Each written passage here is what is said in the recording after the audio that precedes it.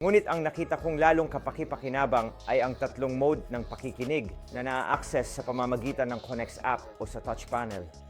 And titingnan natin ang mga ito ngayon.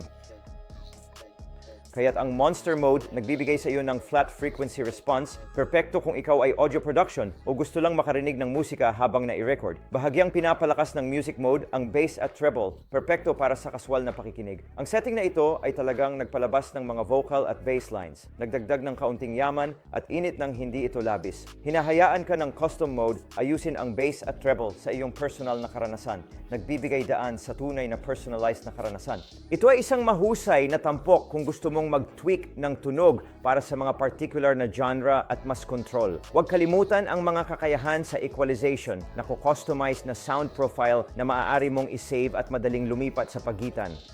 Ang app ay nagpapahintulot din sa iyo ng real-time na mga update sa katayuan ng baterya, uri ng koneksyon at kasaysayan ng paglilinis at nagbibigay daan sa iyong ayusin ang backlight ng touch panel at i-activate ang pagpapares ng Bluetooth. Ito ay tuwirang gamitin at nagdaragdag ng maraming kaginhawahan. Kaya guys, I really recommend you look up and use that. Kaya lahat sa lahat, nasiyahan ako sa paggamit ng mga speaker na ito.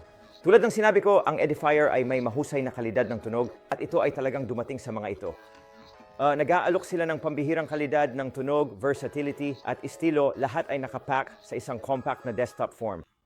Sa suporta ng high-res audio, built-in na DSP at maraming input, ang mga speaker na ito ay perpekto para sa sinumang gustong palakasin ang tunog. Gusto mo man itong gamitin sa TV, maliit na setup o sa computer, talagang makapangyarihan ang mga ito. Kaya't kung naghahanap ka ng makinis, makapangyarihan at mataas na kalidad na audio solution na madaling i-setup at may mahusay na koneksyon, lubos kong inirerekomenda ang Edifier M60.